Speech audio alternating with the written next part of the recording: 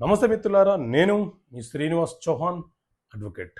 మిత్రులారా, promissory note కాలపరిమితి versus agreement of sale కాలపరిమితి ఎంత?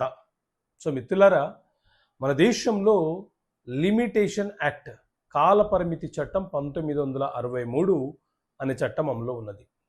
ఈ చట్టం ప్రకారంగా ఏదైనా ఒక వివాదానికి సంబంధించిన కేసు మనము న్యాయస్థానంలో వేయాలనుకుంటే ఎప్పుడు పడితే అప్పుడు ఫైల్ చేయడానికి అవకాశం లేదు.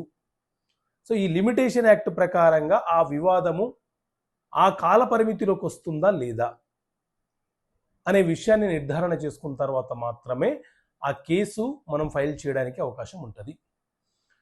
ప్రామిసరీ నోటు ఉందనుకోండి. ప్రామిసరీ నోటు అనంటే ఎవరైనా అప్పు తీసుకొని ఒక ప్రామిసరీ నోటు రాసిచ్చి తిరిగి నేను తీసుకున్న అప్పుని వడ్డీతో సహా ఇంత నిర్ణీత కాలంలోపు తిరిగి చెల్లిస్తానని రాసి ఇచ్చినాడు అనుకోండి.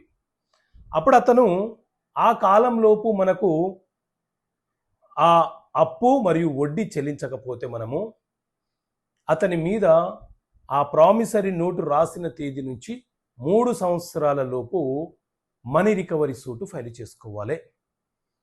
3 సంవత్సరాలలో ఒక్కరోజు దాటినా ఆ కేసు ఫైల్ చేయడానికి వెసులుబాటు మనకు ఉండదు. అదే అగ్రిమెంట్ ఆఫ్ సేల్ ఉందనుకోండి.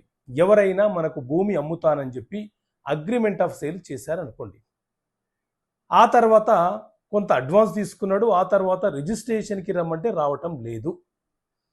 ఎప్పుడైతే అతను రిజిస్ట్రేషన్కి రాకుండా తిరస్కరణ చేసి మనల్ని అవాయిడ్ చేస్తున్నారో అప్పటి నుంచి లిమిటేషను 3 సంవత్సరాలు. ఆ 3 సంవత్సరాల లోపు మనము అతని మీద స్పెసిఫిక్ పర్ఫార్మెన్స్ అనే కేసు ఫైల్ చేసి ఆ ప్రాపర్టీని మన పేరు మీద రిజిస్ట్రేషన్ చేసేలాగా న్యాయస్థానం ద్వారా ఆర్డర్ పొందే వెసులుబాటు మనకు ఉంటుంది. ఇలా ఒక్కొక్క వివాదానికి సంబంధించి ఒక్కొక్క లిమిటేషన్ అనేది మన లిమిటేషన్ యాక్ట్లో చాలా స్పష్టంగా పేర్కొనడం జరిగింది. ఓకే మిత్రులారా, థ్యాంక్ యూ. జై హింద్.